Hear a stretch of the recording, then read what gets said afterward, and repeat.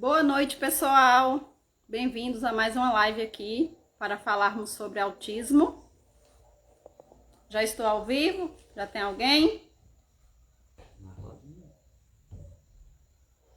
Não pode dar parabéns, não? Boa noite, pessoal. Bem-vindos a mais uma live aqui para falarmos sobre autismo. Vou mostrar aqui minha camisa hoje novamente, meu look. Fala, Alexandre. Fernanda, bem-vinda. Quem mais já entrou? Flávia, amor e carinho em cada detalhe. Ana Clara, boa noite. Vou esperar entrar mais pessoas para eu já convidar a Arita. Vou falar um pouco aqui sobre a Arita também, como é que eu conheci esse ser, essa pessoa tão especial. Obrigada, Fernanda. Gostou da minha camiseta?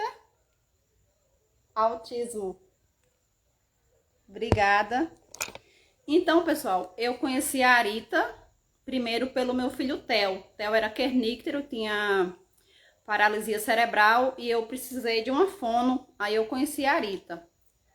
Aí tempo depois eu descobri que Duda era autista, ela foi fono de Duda, depois ela foi minha professora no curso técnico em enfermagem no CETEP, é uma pessoa que eu admiro demais. E tô até um pouco nervosa em fazer essa live hoje, porque é com a Arita, né? Uma profissional excelente, um ser humano muito, assim, de muita empatia. E tenho certeza que ela vai passar muita coisa boa para vocês. Vanúzia, minha sogra Maria entrou. Já temos 10 pessoas. Acho que eu já vou aqui convidar a Arita. O tema dessa live é o papel da fonoaudiologia no TEA. A Arita é fono, né? Ela tem várias formações, já tem um bom tempo também na área. Uma excelente profissional. A Arita já tá aqui na live, fala um oi aí para eu te convidar. Sejam todos bem-vindos, gente, a mais esse bate-papo. Tá tudo ok aí? A imagem, o áudio. Flávia, me diz aí como é que tá. A Arita já deu oi aqui, então já vou convidá-la para começar a nossa live. É um bate-papo, gente, é bem tranquilo. Eu já falei aqui para a Arita que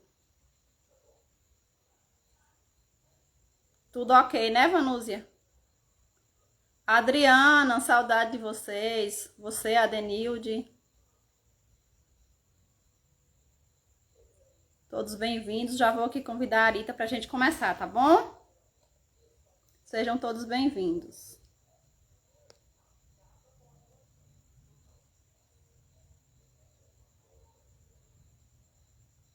Convidar a Arita aqui.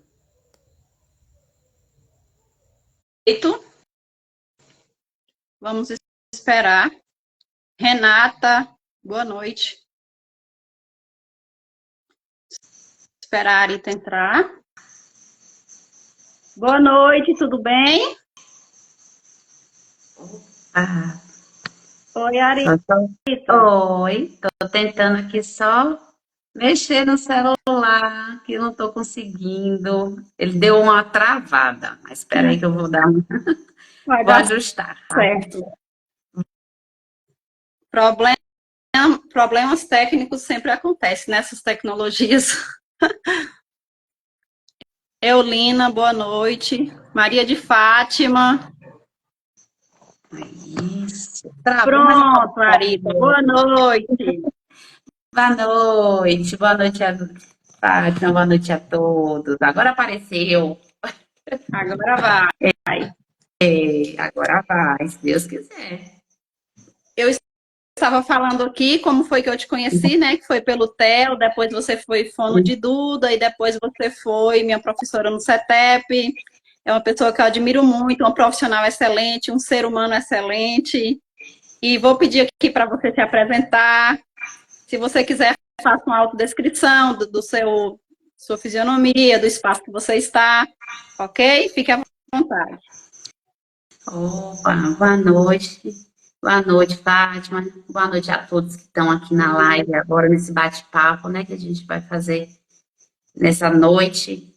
Eu ouvi você falando, né, antes de me mandar o convite, estava já te ouvindo. Agradeço, assim, de coração, Fátima, todas as suas palavras, fico até emocionada, porque passa um filme, né, na cabeça, e aí a gente Verdade. tem uma boa trajetóriazinha, né? E assim, Sim, agradeço de a gente já se coração conhece o há um bom convite. tempo. Hã? A gente já se conhece há um bom tempo. Já, já se conhecemos há um bom tempo. E aí, assim, é muito gratificante poder estar aqui, né? Pelo um convite feito por você, né? Espero poder hoje a gente estar assim conversando num bate-papo gostoso, trocar ideias, né? O pessoal também que está aí hoje nos assistindo também está compartilhando informações, que o gostoso é esse, né? A gente está sempre compartilhando Exatamente. ideias e crescendo cada vez mais, né? Que é assim que a gente cresce, né? Como pessoa, como ser humano, como profissional. Estou muito feliz. Obrigada pelo Exatamente. convite. Obrigada a você pela disponibilidade, por aceitar. Eu sei que você é uma profissional muito requisitada, então obrigada por tirar um tempo, né, para disponibilizar informações para pessoas, bater esse papo aqui com a gente. Então agradeço de coração. Eu que agradeço. Nossa, sempre, né? Sempre a gente está aqui com o tempo para os amigos, com o tempo para as pessoas que estão junto com a gente, com o tempo para os pais que estão assim junto a nós, porque a gente se coloca no papel do pai, do profissional, do amigo, do vizinho. Então, tempo a gente sempre acha para tudo, né? Feito com carinho e amor, a gente encaixa em todos os momentos. Com certeza. Boa noite, Adenilde, acabou de entrar. Já falei com a Adriana, Adenilde, eu lembro da equipe de vocês com muito carinho. Tenho muita saudade de vocês. Mas aí vamos começar, senão o tempo passa rápido, viu? E vamos começar pela pergunta para dar início ao nosso bate-papo, que muitas pessoas já sabem mais, outras ainda não, né? Então, o que é o autismo? Bom, autismo é um distúrbio, né, do que a gente fala assim, do neurodesenvolvimento infantil. Por que do neurodesenvolvimento que a gente diz infantil? Porque ninguém vai adquirir o autismo de fase adulta. Então, o autismo nasce conosco, né? Ele vem, então a gente fala de desenvolvimento infantil por isso. Então, ele é um distúrbio do neurodesenvolvimento infantil. E aí a gente chama hoje, né? Que o pessoal fala assim, ah, e o que é? Esses dias até brinquei com uma colega minha que eu falei assim, vai sempre estar mudando, modificando, né? As coisinhas, nomenclaturas com relação ao DSM, né? Que é um manual diagnóstico, né? Que a gente segue de transtornos mentais norte-americano. Então a gente sempre tem que estar acompanhando, porque sempre está mudando, sempre está acrescentando, sempre está indo. E aí ela disse que nunca tinha escutado, né, em si, a nomenclatura TEA.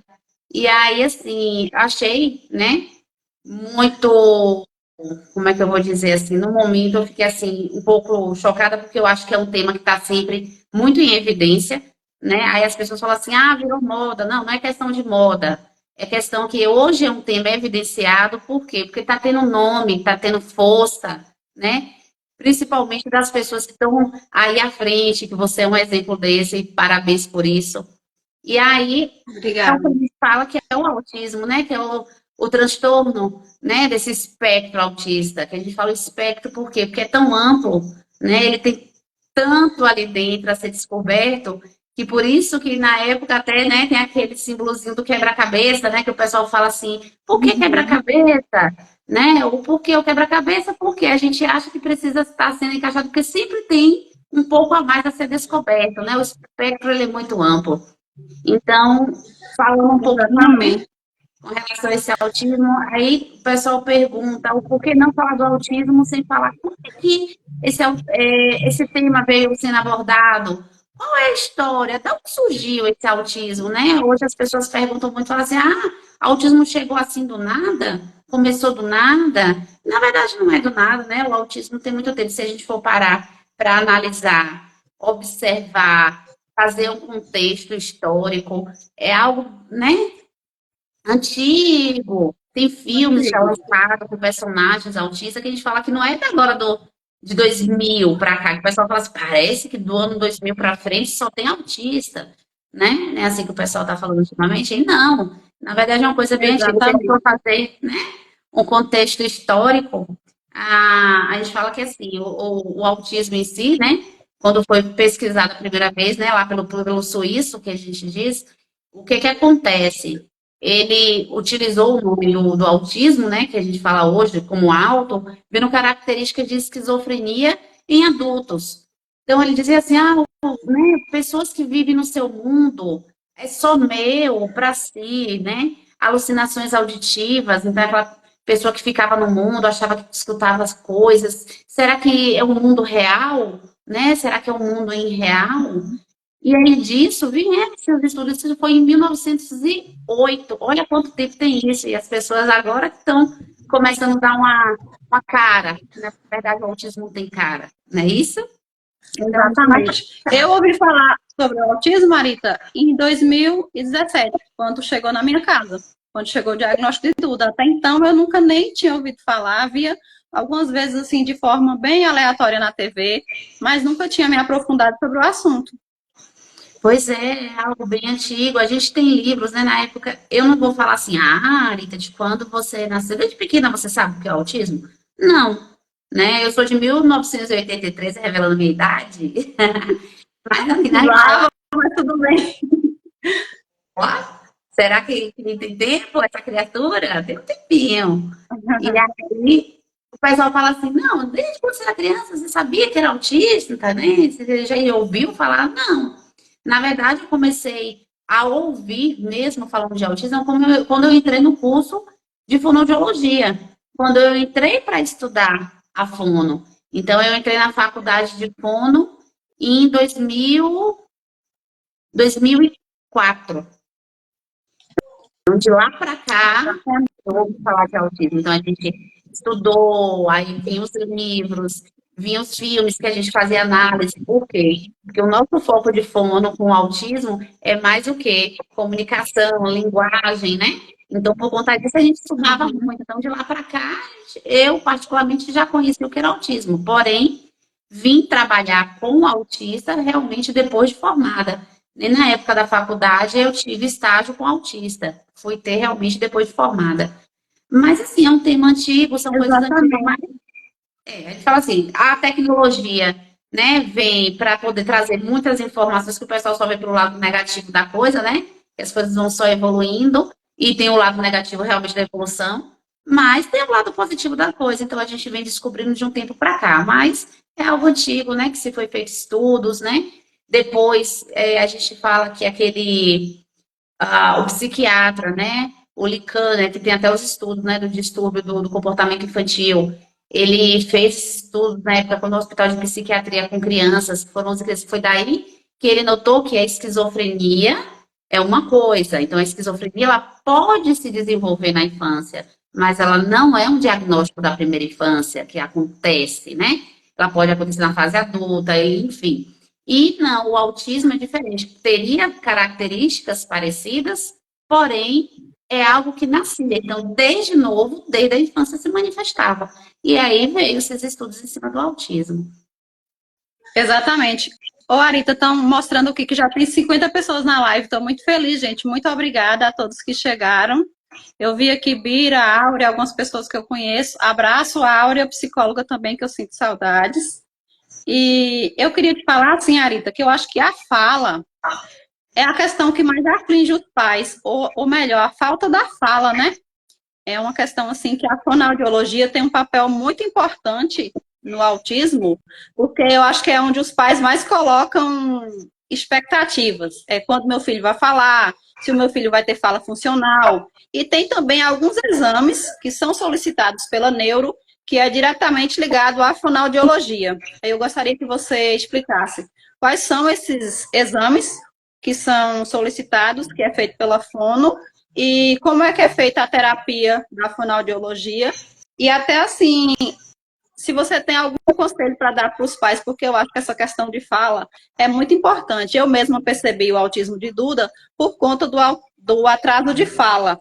Então, a fonoaudiologia tem um papel muito, muito importante e nós pais colocamos muita expectativa na fonoaudiologia, nos profissionais.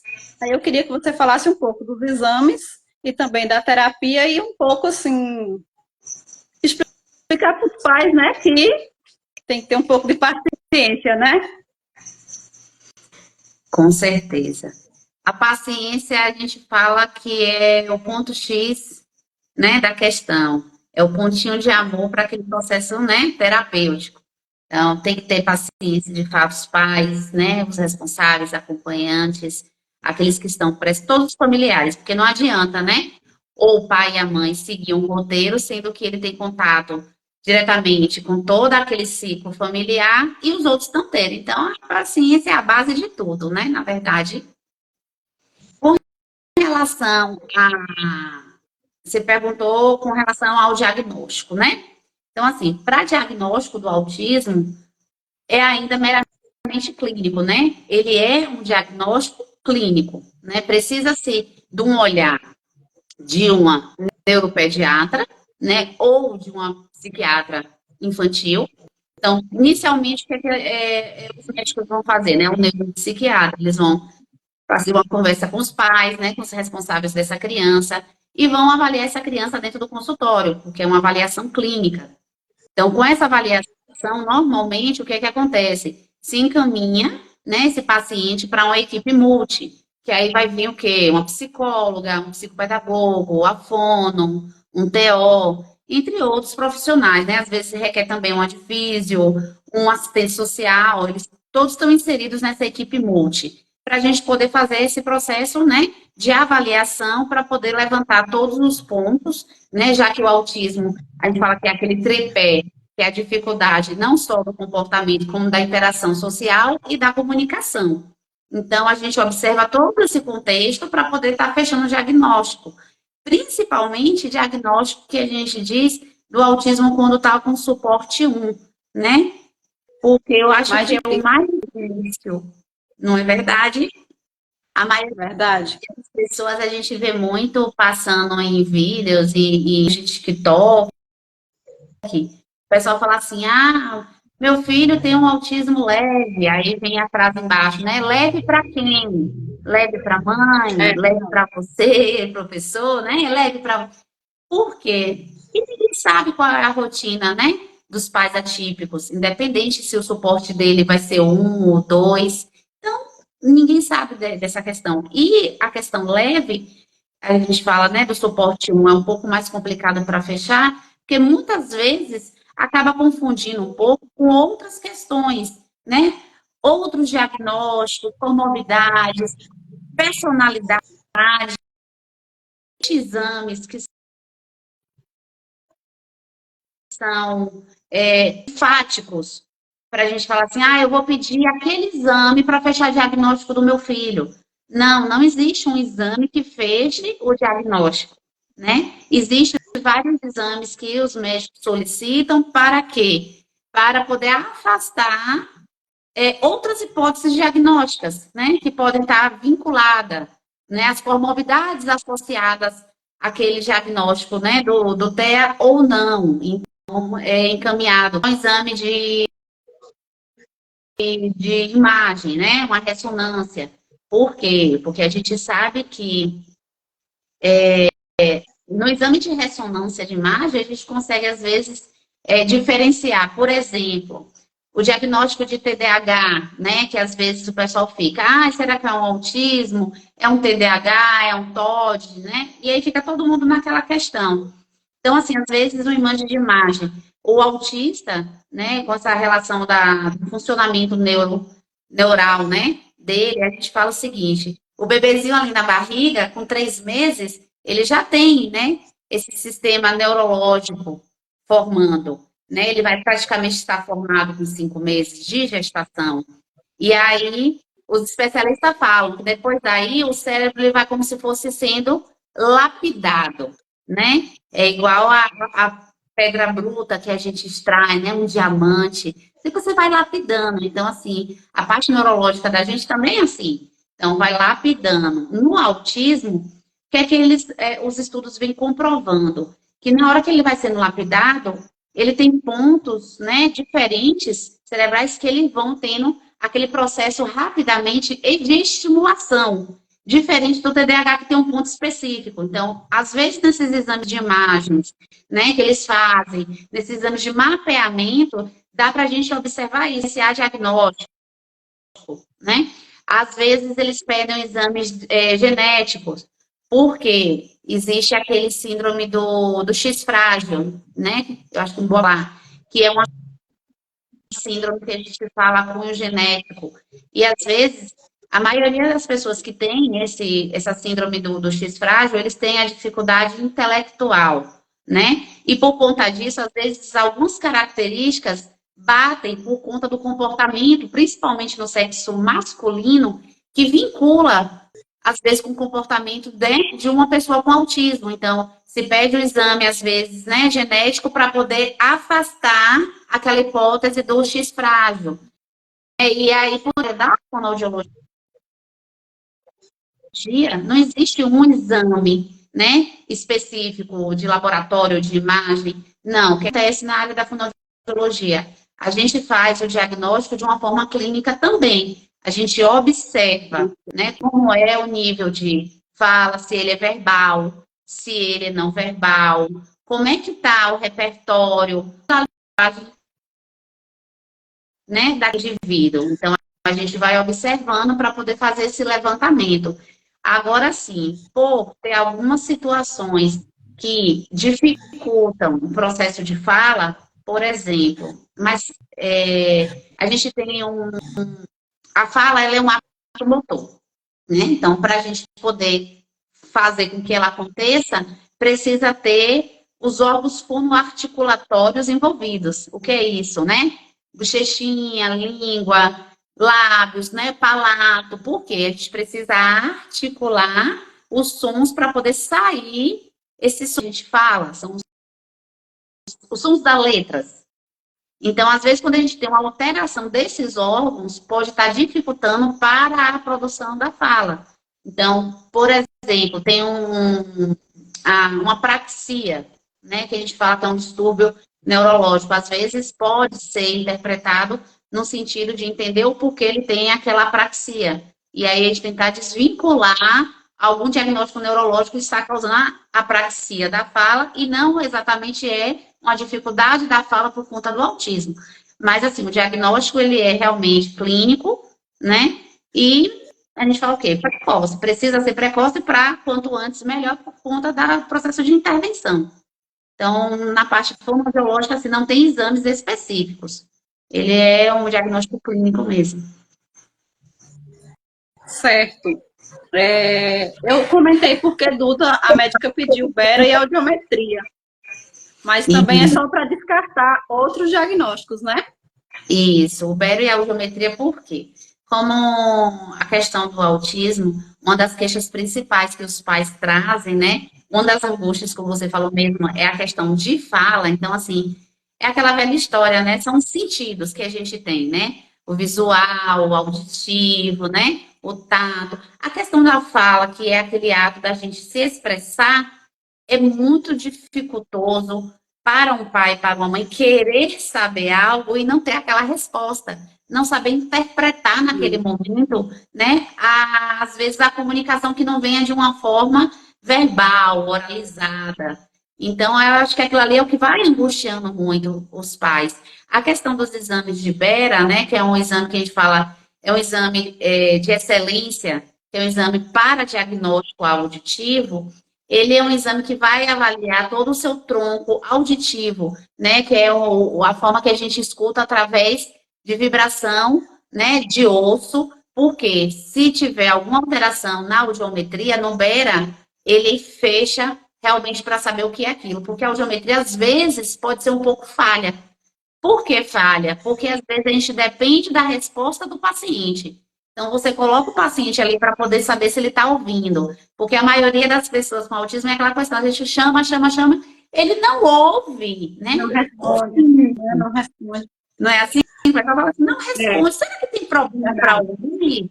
Então, assim, a gente tem que passar o diagnóstico de uma deficiência auditiva, de fato. E para isso vem esses exames. Então, aí o Bera, o que acontece? Ele realmente vai constatar se é ou não é, porque a audiometria é falha que a gente depende da resposta do paciente. E o Bera não. O Bera é a resposta totalmente do equipamento sem necessitar do estímulo da pessoa. Então, a gente, né, solicita a passar essa hipótese do diagnóstico auditivo. Exato, excelente suas respostas. Estou aprendendo muito aqui com você. E agora eu queria saber qual é a diferença entre fala e comunicação. Porque Duda, ela teve um atraso de fala, ela falava palavras soltas. Eu vou falar muito de Duda porque é a autista que eu tenho como referência, viu, gente? Eu estou aqui tirando as minhas dúvidas também. Ela falava, mas falava palavras soltas, repetia falas de desenho. Então, assim, quando perguntava, ela fala, ela é verbal? Eu falava, sim, ela fala, ela é verbal. Ela se comunica? Aí ficou interrogação na minha cabeça, porque eu perguntava as coisas para ela, ela às vezes repetia a mesma pergunta, não respondia com coerência. Então, aí depois que eu fui meio que me perguntar se tem diferença entre fala e comunicação. A fala é o ato motor, né? É a gente articular, que é um ato motor, né? E depende desses órgãos que a gente fala fonoarticulatórios, para poder estar sendo produzida.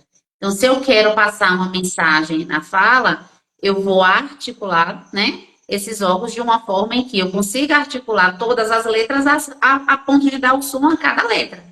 Então, a fala, ela é isso. A comunicação é uma forma global da gente comunicar-se através de um processo íntegro de uma linguagem. Porque o que é a linguagem? A gente pensa assim, fulano não tem linguagem, tem atraso de linguagem. Mas o que é o atraso de linguagem? Será que é especificamente a fala? Não, porque a fala é ato motor. A linguagem eu posso ser uma linguagem corporal, porque o meu corpo fala, né? Que se eu quiser olhar de uma forma recriminando uma pessoa ali na hora que a pessoa estiver falando comigo, eu posso fazer uma expressão, né, facial. Então, o que é que eu faço? Né? Aí a pessoa subentende, nossa, falei alguma coisa de errado, que ele também olhou desse jeito? Isso é uma forma de linguagem, né? A questão do corpo, né? O gesticular, às vezes o pessoal fala assim, tem gente que gesticula muito falando. Normalmente, às vezes, essa gesticulação demais pode apresentar que seja uma pessoa o quê? Mais ansiosa, né? Que esteja mais eufórica para poder falar. Então, o que é que acontece? A comunicação é essa forma global que a gente tem de toda a linguagem. A fala é o ato motor e a comunicação é se a gente consegue passar o que a gente quer dizer para a pessoa, não só de forma oral, mas também de forma facial. Se a gente consegue passar essa informação, né? De outra forma também que não seja só oral. Então, a maioria dos autistas, eles têm isso, né? Que o pessoal fala assim, é um autista verbal, ou é um autista não verbal. Qual é a diferença do verbal e do não verbal? Então, o verbal, além de ele passar a informação de forma oral, ele pode passar de outros tipos de forma. Eu posso passar na escrita, eu posso passar com minha expressão facial, eu posso expressar com o meu corpo. E o não verbal, ele vai utilizar, fora a parte oralizada, essas outras formas de se comunicar, que o verbal também utiliza. Exato. Muito boa a sua explicação. Agora, eu vou falar sobre uma palavrinha que eu aprendi com você, nunca tinha ouvido falar antes, que é ecolalia. O que é ecolalia? Por que a maioria dos autistas fazem? A ecolalia. Eu acho que entendeu, né? A pergunta, o que é ecolalia? É uma palavrinha que virou bastante citada, né? Ecolalia, todo mundo sempre está falando agora sobre ecolalias. Eu acho que na área da fono é o que mais as pessoas costumam abordar, né? Posso falar também com relação à Duda? Pode falar, pode citar sim. Você começou falando com relação à parte da comunicação, aí você disse que Duda falava com relação à parte, às vezes, da repetição dos desenhos. Isso é um processo de ecolalia. Né? A ecolalia, a gente fala que é um distúrbio caracterizado por como é que eu vou dizer? Pelo processo de repetições tanto do que ele fala ou do que o interlocutor acabou de falar. Então, a gente fala que tem 3 tipos de ecolalias, né? A gente tem a ecolalia imediata, que é aquela que se eu virar para a criança e falar assim, mamãe, você quer água? De forma imediata, ele já repete. Água, né? Duda fazia Água. muito.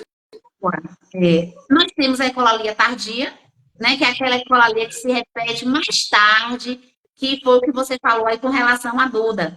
Então, é aquela criança que assiste um desenho agora, né? Umas 7 horas da noite, aí quando vai chegar lá para 9, 10 horas, ela vai estar repetindo a fala daquele desenho que ela assistiu. Então, é aquela repetição de forma tardia. Ela teve uma fase que ela só repetia as frases do filme da Frozen. Ela já sabia todas as cenas e ela ficava repetindo várias vezes as falas da Frozen. Isso é um processo de ecolalia tardia, que a gente diz. E tem a ecolalia mitigada, né, que eu acho que a maioria das pessoas, às vezes, não consegue entender muito a questão da mitigada e acho que não ouviram falar sobre ela. Mas a mitigada, ela pode ser tanto imediata como tardia. Só que ela é, assim, uma forma que a gente modifica a palavra, às vezes, no contexto, e às vezes acaba dando certo. Aquela velha história da gente perguntar assim, mamãe, você tá dodói? Aí a criança fala assim, dodói. Aí você muda a frase. Mamãe, o dodói já passou? Já passou. Então, ela vai repetir, só que às vezes dá certo dentro da colocação daquela frase. Então, são esses processos. Acontecia também. Acontecia também? Acontecia. Porque a ecolalia, ela pode vir Aí das 3 depois, formas de uma criança só. Ela pode começar de uma forma tardia, outro dia depois ela vai de uma forma imediata. Porque ela é um distúrbio, não quer dizer que a criança vai ter característica apenas de uma. Ela pode fazer os 3 tipos de ecolalia. Agora é algo que precisa o quê? Ser trabalhado. Porque se não for trabalhado, depois vai dificultar esse processo de comunicação da criança, esse processo, né, de a gente sentar e conversar, ampliar um leque de vocabulários, construção de frase, que é uma das coisas que a gente mais vê, né, os pais de autista falarem, mas meu filho fala, mas não constrói frases, né? Não fala o que aconteceu na escola. Quando chega em casa, a gente pergunta assim, mãe, o que é na escola? Não é isso? isso, eu já sofri muito. Não Às foi? vezes no grupo, viu, Arita? Às vezes nos grupos, né, que na pandemia teve os grupos aí, as mães falavam, ah, vai ter isso na escola. E eu tentava perguntar a Duda o que tinha acontecido, ela não sabia explicar direito. E era muito, assim, angustiante. Mas eu quero, não sei, cada autista é único, mas depois dos 6, 7 anos, aí que começou a vir uma fala funcional, ela começou a relatar fatos acontecidos na escola, parou mais de repetir falas de desenho, mas passamos por um processo bem angustiante aí dessa questão dessas ecolalias. Mas ela não se comunicava, ela não tinha intenção comunicativa, ela não respondia as coisas com coerência, não dava feedback. Mas aí, com o tratamento, graças a Deus, ela hoje já tem fala funcional. Isso, porque quando tem, né, esse processo de ecolalia, é o que a gente pede, né, para os pais. A gente trabalha com essas crianças em consultório para trabalhar essas ecolalias para poder desenvolver, né, esse processo que a gente fala de comunicação, para saber se expressar, ampliar vocabulário, fazer construções de frase, né, essa fala coesa, para a gente poder entender que é a fala funcional, né, que é uma linguagem funcional, que a gente consiga entender e ele consiga passar aquela informação para a gente. Porque precisa ser trabalhado simplesmente para que não aconteça isso. E aí, Duda teve a fase da ecolalia, mas aí no que ela começa a ser acompanhada, começa esse processo terapêutico, e os pais também em casa, que eu conheço muito bem, como é você, como é a Alexandra, eu sei que vocês são pais presentes, que estavam ali sempre com ela, acompanhando, fazendo com que aquilo aconteça, isso vai se desenvolvendo. Sim. Graças ao trabalho de vocês, né, Duda, desde 3 anos é acompanhada por uma equipe multidisciplinar, tem que ser todos envolvidos ali, todo mundo junto, buscando o mesmo objetivo. Eu falo que a evolução da criança não é só levar para terapia, a família tem que envolver, a escola tem que envolver, porque deixar só na mão dos terapeutas, né, as coisas não acontecem. Mas, assim, a fase que Duda mais precisou, assim, que foi na primeira infância, ela teve um bom suporte e, graças a Deus, ela está desenvolvendo cada dia mais. Agora, eu tenho uma pergunta aqui que eu já ouvi falar e gostaria que você explicasse, é sobre os pré-requisitos da fala, porque eu acho que até chegar a falar, a criança tem fases, né, para chegar na fala. Isso. A gente fala que os pré-requisitos da fala é tudo aquilo que a gente consegue fazer antes para que a gente consiga desenvolver essa questão de fala. Então, mas a fala vai vir de forma espontânea, né? A gente fala assim, vai vir de forma espontânea, para que estar estimulando? Desde muito novinho, a gente já começa a fazer esse processo de estimulação. Quer ver uma coisa que a gente chama de pré-requisito da fala? A gente fala aquela atenção compartilhada, né? Eu gosto de trabalhar muito isso, quem fala muito sobre isso é a psicologia, né? E eles falam que a atenção compartilhada é justamente isso. Quando a criança é pequenininha, e aí você tá com ela ali no colo, por exemplo, e aí ela pega uma bolinha, ela pega a bola, e o que é que ela faz? Ela automaticamente ela já vira para poder mostrar para a pessoa que está com ela normalmente, né? Aquela pessoa que ela tem um suporte, né? Se aquela bolinha ela pode pegar, se aquela bolinha ela pode mexer. É meio que um processo de, olha, peguei, né? O que é isso? Descobre comigo. Então, essa atenção compartilhada a gente já consegue ver desde novinho, desde os seus, né?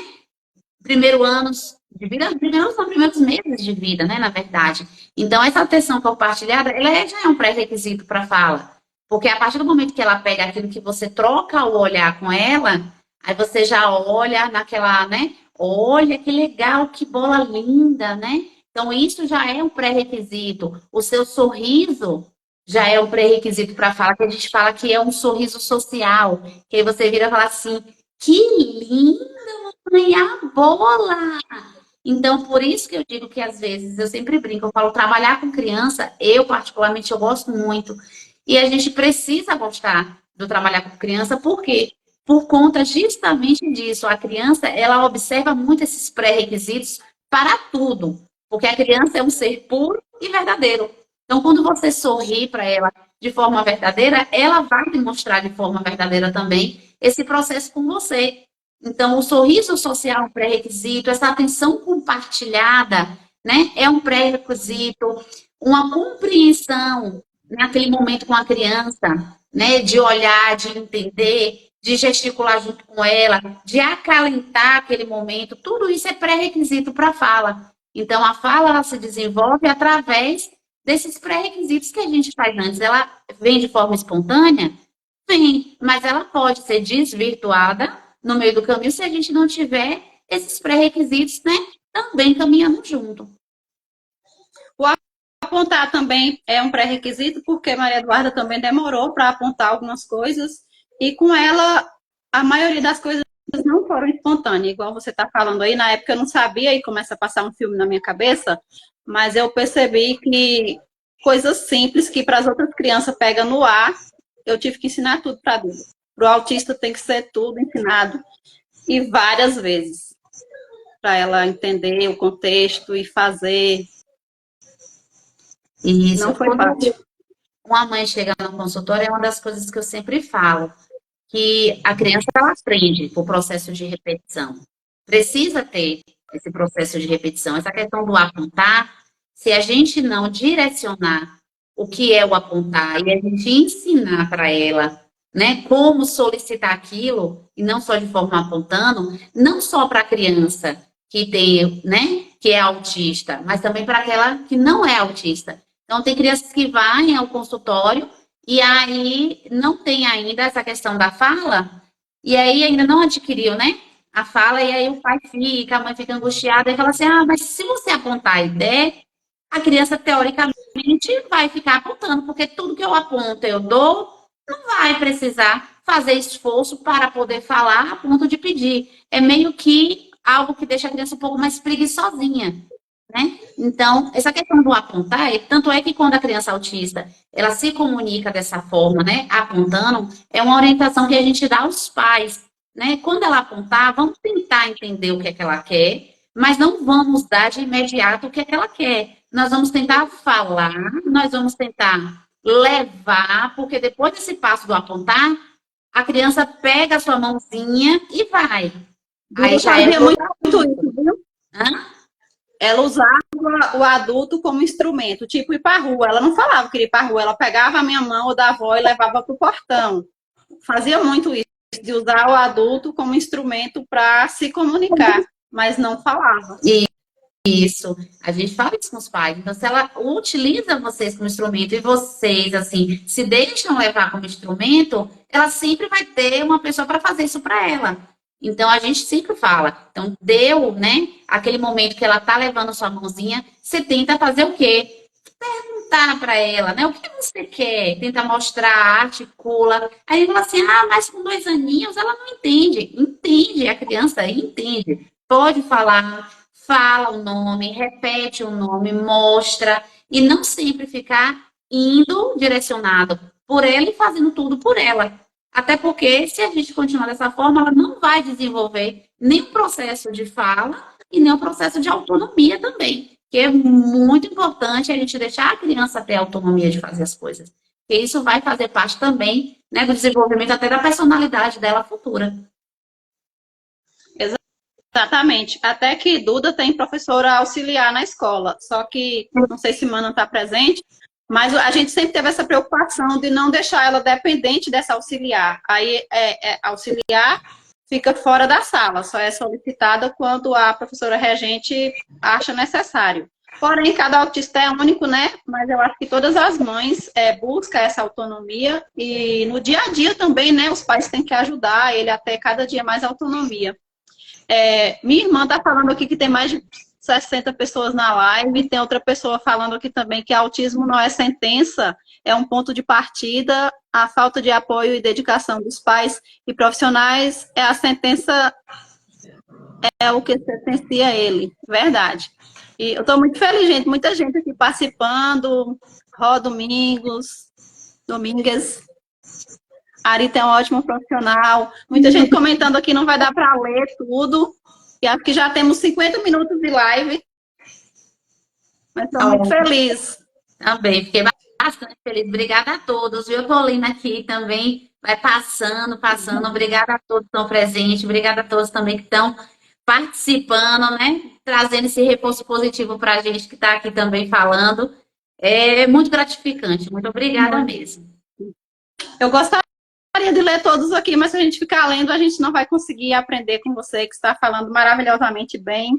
Agora, eu quero falar sobre um tema aqui, Arita, que é até um pouco complicado, porque alguns pais gostam e usam, outros não, que acham que pode prejudicar a fala, que é a comunicação ampliada e alternativa, que eu conheço uma sigla chamada PECS, porque tem alguns autistas, né, não verbais, que alguns pais optam por essa comunicação alternativa, até usa a tecnologia assistiva, que é o uso de tablet, já outros pais acham que não, que acham melhor tentar a fala.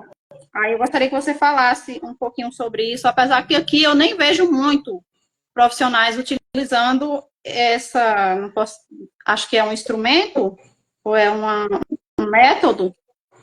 Isso. O PEX, a gente fala que ele é um sistema de comunicação de troca de figuras, né? Figuras e imagens. Essa questão de ficar. Muitos pais ficam naquela questão assim, ah, eu não sei se, né, eu trabalho com PEX com meu filho, outros querem trabalhar, uns não, outros não. Me lembra muito na época que eu estava terminando a faculdade, que tinha muito esse tabu. Eu digo tabu porque, assim, tinha pais que eles ficavam tentando entender se levava um filho com deficiência auditiva, né, para o ensino de Libras ou não. Aí ficava um, ah, eu não quero que meu filho tenha Libras, o outro falava, eu quero, e aí ficava aquela questão. Hoje a gente diz que assim, a questão da Libras, né? Hoje, para o deficiente auditivo que tem surdeza profunda, e aí não ouve, dificilmente ele vai trabalhar a questão, né, oral. Então, assim, a gente indica que se tenha para o surdo a língua materna, que é a Libras dele. E para aquele deficiente auditivo, que não é estudo profundo, a gente trabalha em cima o quê?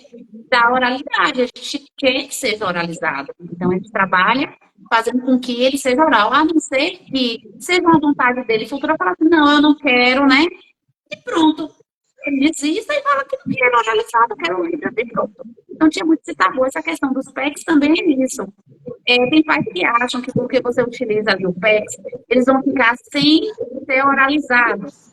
E, na verdade, não é que eles não vão ser oralizados, eles vão ser oralizados. O PEC ele veio para poder auxiliar no processo de comunicação daquele autista. Então, a gente faz assim, como se fosse uma prancha, né? Que é trabalhado em cima da questão alternativa, né, da coisa. Então, a gente coloca figuras que vai auxiliar aquele autista a falar o que ele quer. Então, dentro dessas figuras, a gente pode colocar coisas do dia a dia, né? Tomar banho, almoçar, dormir, brincar de bola. A gente vai. Essas figurinhas, eles vão olhando e aí vão se comunicando com elas. A gente pode criar os pets de cada um.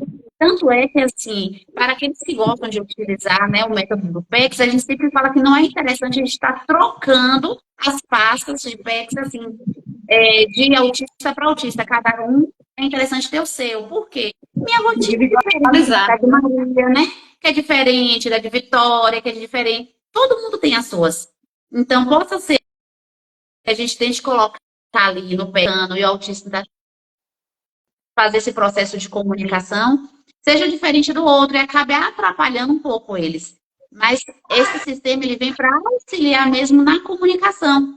Mas a gente vai mostrar junto com eles e a gente vai oralizar e trabalhar para que se venha essa linguagem funcional utilizando o PEC também. Exatamente, eu acho que depende da família, né? Conversar com o profissional, depende também do nível de suporte, né? Mas é bom ter outras alternativas, eu penso assim, pelo menos. Eu também penso. Tem algum outro diagnóstico, outra comorbidade ligada à fala que afeta os autistas? Que eu já ouvi falar sobre o TDL, que confunde um pouco com o autismo, não sei se é uma comorbidade ou são diagnósticos diferentes. São diagnósticos diferentes. Agora, é por isso que a gente sempre fala, na área da fono, existe uns que são, né, bem comuns e é o que a gente observa para poder realmente diferenciar com relação ao autismo. Como o autismo ele tem essa característica, né, de uma dificuldade na linguagem, né, na forma comunicativa, a gente tem que identificar se é realmente a questão do autismo ou não. Por exemplo, algo que a gente sempre fala, que eu até falei no início da live, que é a questão da apraxia. Né? A apraxia ela é uma dificuldade no momento de articular palavras por um problema neurológico. Então, assim, ela não necessariamente ela é do autismo. Então, a gente vai fazer o quê? Um processo de investigação para saber o que aquela criança tem apraxia. Ele pode adquirir uma apraxia depois de uma questão neurológica, por exemplo, crianças que têm síndromes epiléticas. Às vezes, essa questão das síndromes epiléticas, né, de uma forma, pode deixar uma sequela, que normalmente pode ter uma questão de apraxia, porque vai dando aquelas crises epiléticas, às vezes pode ter essa sequela neurológica que vai interferir nessa parte motora da fala. Tem a questão do mutismo seletivo, né, que o pessoal está perguntando o porquê desse mutismo. O mutismo seletivo é quando a criança ela escolhe com quem ela quer conversar. Então, assim, eu falo de acordo com quem eu quero. Quem eu não quero, eu vou selecionar. É igual a questão da alimentação, né? Que hoje o pessoal fala muito, né, da alimentação seletiva. Então, eu vou selecionar o que eu quero comer. A mesma coisa é a questão do mutismo, né? Então, o mutismo seletivo, eu vou selecionar com o que eu quero falar. Não necessariamente ele é uma característica do autismo. Então, a maioria das crianças que tenham essa questão do mutismo seletivo, às vezes são aquelas crianças que estão numa crise de ansiedade. E aí, por também estar dentro de um leque, que a gente fala aí, né, de umas questões psicológicas, aí se vê esse mutismo. Tem uma questão também muito comum, que a gente fala que é a dislalia. Aí o pessoal fala assim, mas por que dislalia? O que é dislalia? A dislalia é quando a gente faz trocas de fonemas. faz omissões de fonemas, que aí o pessoal fala assim, ah, é a fala errada, é a fala do Cebolinha, que troca o R pelo L, né? Então, isso é um processo simplálico. Isso acontece muito no autismo? Acontece, né? Porque como o autismo tem essa dificuldade de comunicação, essa dificuldade de, né, fazer o processo correto de desenvolvimento da fala, então eles podem ter essas dificuldades também pertencentes dentro desse processo de desenvolvimento dele. Mas não necessariamente, às vezes, uma pessoa com dislalia é autista. Então, isso que a gente precisa diferenciar. Exato, ótimo suas explicações. Tem algumas pessoas fazendo perguntas aqui.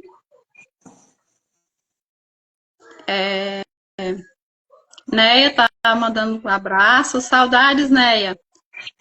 Tem um pai de autista aqui falando sobre a questão do uso do vaso sanitário, que eu acho que é mais para psicologia, mas eu lembro que você trabalhava questões do dia a dia também com Maria Eduarda e não focava só na fala, né? Não sei se você pode falar alguma coisa sobre. Já estamos terminando aqui o tempo, viu, gente? Passou tão rápido.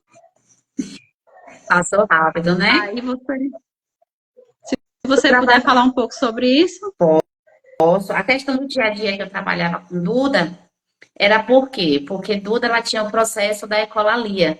E por conta disso, né, das repetições, e por uma coisa que eu sempre via, sempre você falando, que era uma coisa que te deixava um pouquinho mais assim angustiada, era aquela questão que você falava assim, Rita, ela não trata o que ela faz na escola, eu pergunto. E é uma coisa que eu via que você sempre, né, tinha muito isso. Então, para trabalhar a ecolalia com ela, eu trabalhava coisas do dia a dia também, para poder desenvolver esse vocabulário, para ela poder saber falar frases, para ela poder saber se comunicar dentro do dia a dia dela. Então, eu trabalhava muito isso com ela e historinhas. Não sei se você lembra, que aí era uma coisa que eu brincava muito, trabalhava muito história infantil. Aí eu lembro que uma vez, assim, eu sempre recordo que você virou e falou assim, lembra? Aí você falou assim, Anitta, contando história igual você. Eu falei, mas é porque eu trabalho muito com história. Então, assim, ela vai fazer o quê? Um processo de imitação, que é o espelho. É o neurônio, isso olhava, Isso. aprendia e ela reproduzia.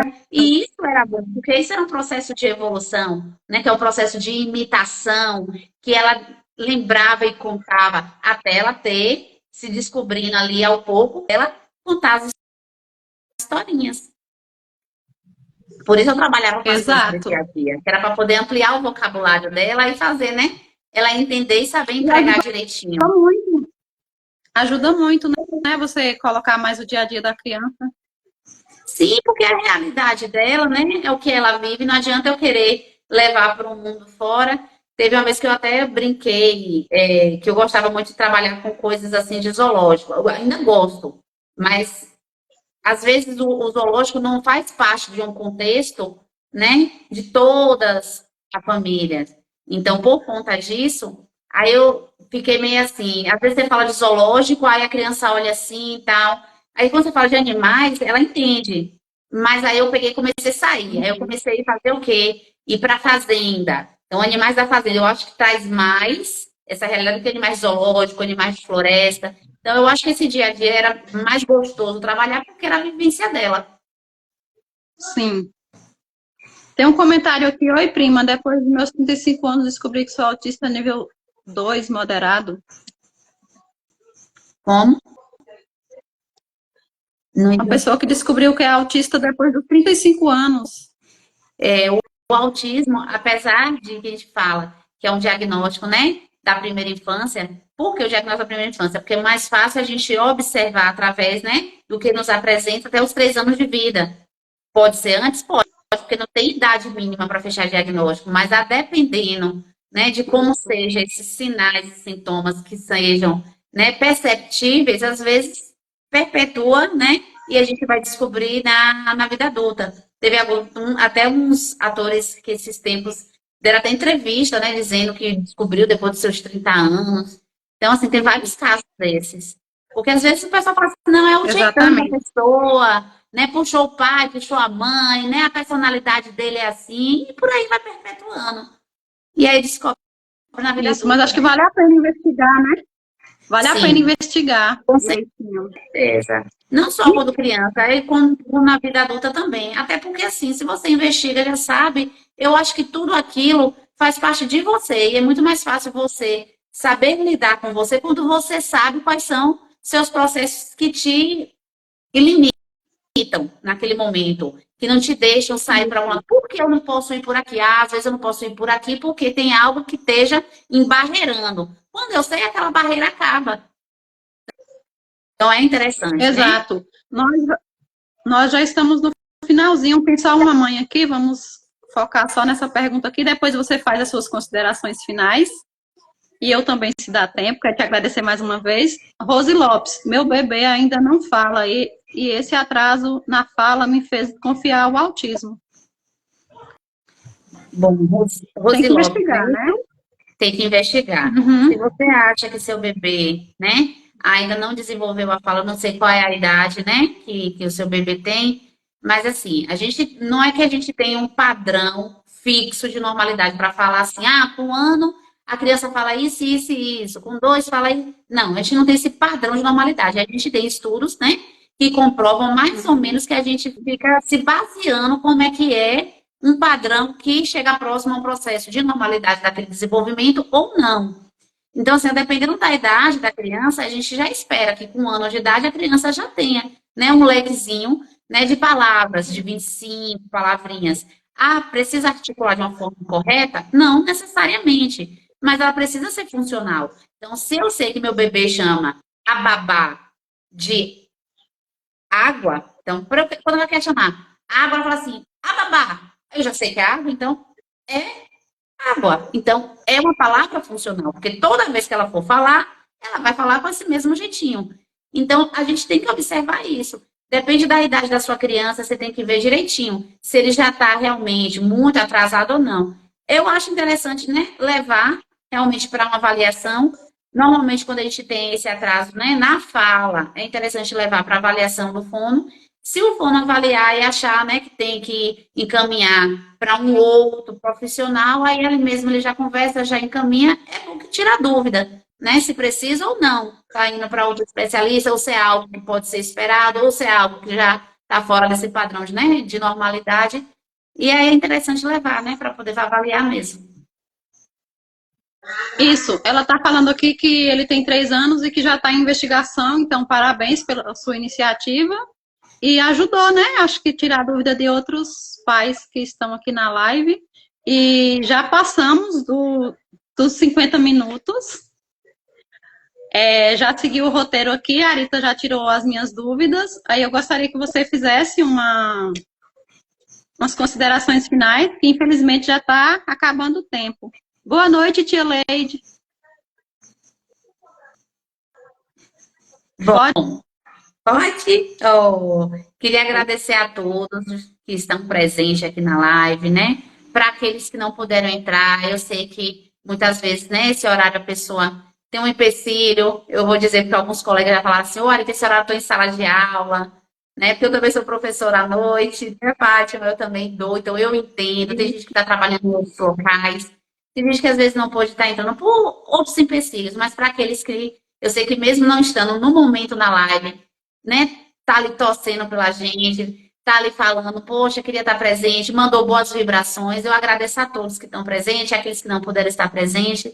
Agradeço mais uma vez, Fátima, seu convite. Viu? Sempre que eu puder estar ao seu lado, você sabe que eu vou estar aqui, né? Pode chamar, eu estou aqui, a gente troca informações, não só com relação ao autismo, a tudo na vida, porque a gente realmente já tem, né, uma trajetória aí já de um bom tempo. E obrigada, assim, pela confiança de me convidar. Obrigada a todos pela confiança de escutar também o que eu estou falando. Espero, né, que a gente pode ter passado um pouquinho aí de informações e que vocês tenham gostado. E precisando de mim, pode estar pelo Instagram, me manda mensagem pelo direct, eu puder ajudar, sempre à disposição. Sim, muito obrigada pela sua disponibilidade. Eu sei até que você estava passando por um momento delicado, né? E mesmo assim, se dispôs a conversar com a gente. O tempo foi curto, eu sei que você tem muito mais a passar para a gente, né, pais de autistas e para a sociedade em geral. Mas eu agradeço muito sua disponibilidade. Como eu falei, você é um excelente profissional, um excelente ser humano. Só tenho a te agradecer. E quero agradecer também a todos, né, que participaram da live, que contribuíram com perguntas, colocações. Chegamos a ter 60 pessoas na live, muita gente. E eu agradeço muito a você. Um abraço aí para toda a sua família, melhoras para seu ente lá que estava com problema de saúde. E é isso, gente, só tenho a agradecer mesmo. Muito obrigada a todos. E a Arita tem um lugar reservado no meu coração, porque ela foi fono de Theo, chegou a fazer avaliação com Theo, depois foi fono de Duda, Duda até hoje lembra de tia Arita. Temos Marias Eduardas em comum, temos duas Dudinhas em comum. Então, só tenho a agradecer, que você cresça cada dia mais e que sua vida seja sempre de coisas boas. Obrigada, obrigada. Muito obrigada por tudo. Você sabe que você também tem um lugarzinho reservado aqui no coração. É uma história de amor. Sim, obrigada. É verdade. Obrigada a todos, gente, pela participação esse mês de abril aí, tentando trazer informações sobre autismo. Obrigada aqui às mães de autistas, que estão parabenizando a gente. E é isso, o diagnóstico não é o fim, é o início da caminhada. Muita força para todos vocês. Boa noite. Até a próxima semana. Tchau, tchau. Tchau, gente. Boa noite. Obrigada a todo mundo. Viu? Deus abençoe o coração e o lar de cada um de vocês. Amém, amém. Tchau, tchau. Tchau.